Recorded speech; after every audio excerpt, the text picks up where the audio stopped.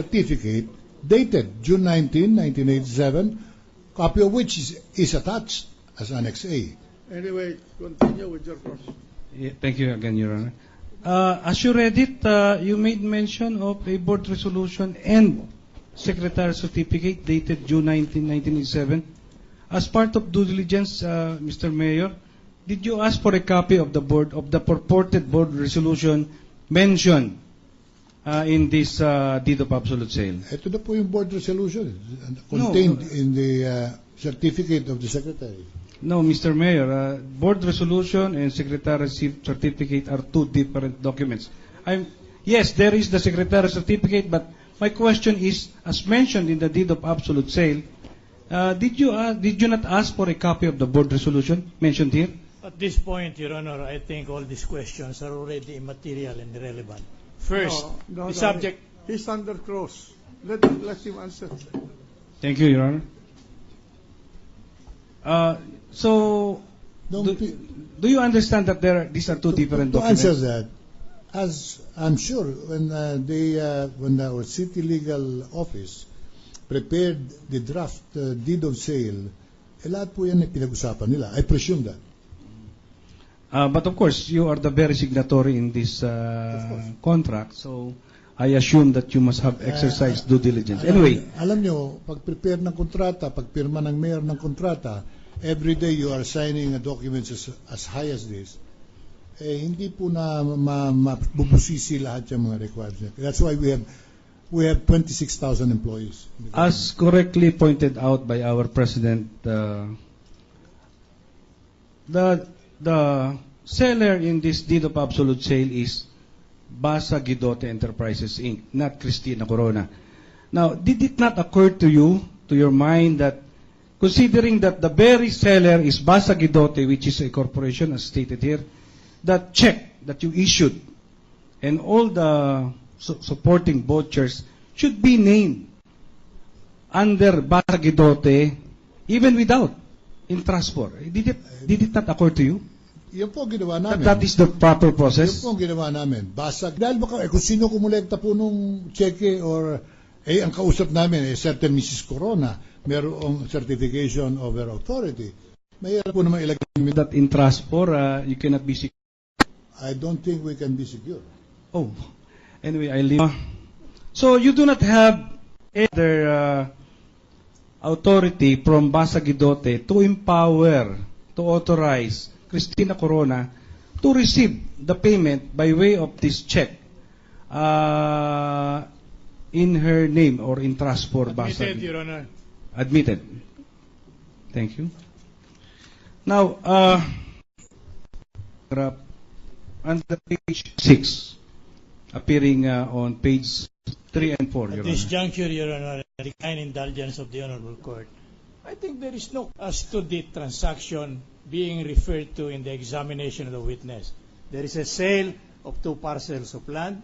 The amount agreed upon by the parties had been paid to the owner, Your Honor, received in trust by the representative, and public market for which the property had been appropriated had already been built. So the transaction is a long consummated What is the transaction. purpose of the question, Counsel? Your Honor, the defense presented our good mayor to prove the transaction with No, the... what is your purpose in asking that specific question? Your Honor, to show if there was compliance with the terms and conditions of this May I agreement. answer? May we request for reconsideration, Your Honor? Why? The terms and conditions do not anymore apply because the transaction had long been consummated, Your Honor. Well, We are showing the infirmities, Your Honor, the this is flaws only important. attendant to. Yes, but if there are infirmities, this is not the province or the forum for this infirmity. If there was liability on the part of the mayor, Your Honor, if the mayor did not comply with any obligation, then there may be a No, what was the litigation. purpose of your question again? We will show the infirmities of this particular transaction, Your Honor, which our good mayor is a participant. All right, may I answer? Let's hear the answer of the mayor. Please go over this Ano po yung pinagawa niya? Please read or go over the 6 terms and I've conditions. gone over it. Okay. Now, under paragraph 1, we are, I think we will be in agreement to say that there was payment of the amount stated therein, which is 34,700,800. That's correct. Shall pay. So you paid for. Do not answer when I have objection. So this amount was paid, Nabayaran po. and that is by virtue of the check we earlier mentioned about. Being the mayor,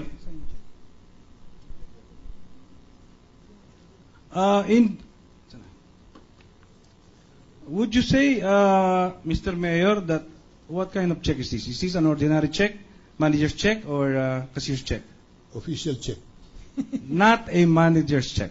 It's a check of the city government that I saw millions of times. But will you agree with me that this is neither a cashier nor a manager's check? It's an official check that the city government issues. Already answered. Okay. For Now, its- you will have to agree with me, Mr. Mayor, that under paragraph 1, the provision is for the city government of Manila to issue a cashier's check or manager's check. Assuming Your No, Honor, I'm just trying to test the... Yes, I Let object. the witness answer. They're just confirming whether that is the provision of the contract. No, Thank Your you, Honor, I do With- not see any... with the kind permission of the Honorable Court. Yes. The way the question appeared to us, there is apparently no necessity in determining what is the nature of the check. There was payment, and it was issued. The payment was in the form of a check, Your Honor. Actually, Whether it is the manager's, understanding of cashier's. the chair, Mr. Counsel, is that this cross-examination is testing the credence of the testimony of the mayor. But they do not even question, Your Honor, if the court will remember, the payment of 34 But, million pesos. they're under cross. We cannot control the way he crosses the witness. No, right, subject to... What was the question? Please answer, Mayor. The provision, the very provision of paragraph 1 of the terms and condition is for the issuance of cashier's check or manager's check. Yan po nakasulat. So there is no compliance with respect to the form of check that should be issued. Hindi po ako... Just say yes or no, Hindi. Mr. Mayor. Here is our... Well, anyway, the mayor has already answered that Okay. they paid the consideration with the check of the city of Manila, and I suppose it's up to the buyer if to accept that check or to insist on a cashier's check or a manager's check. My point is this, So- Your Honor. Anyway, it's already answered. The mayor's already answered. Another question.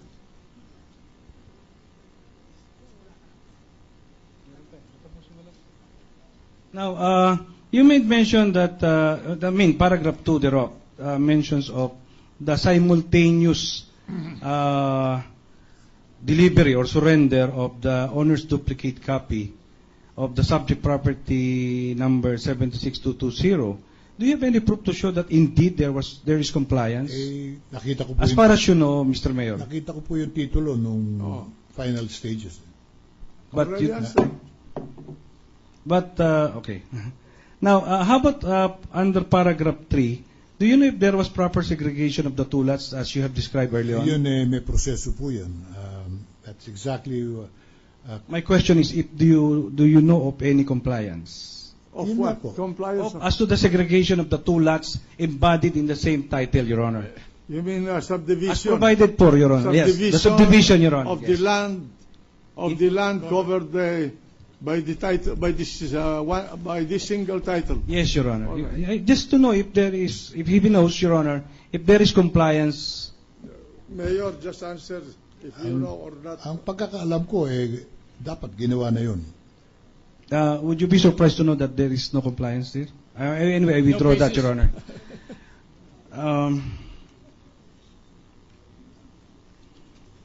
Ano na?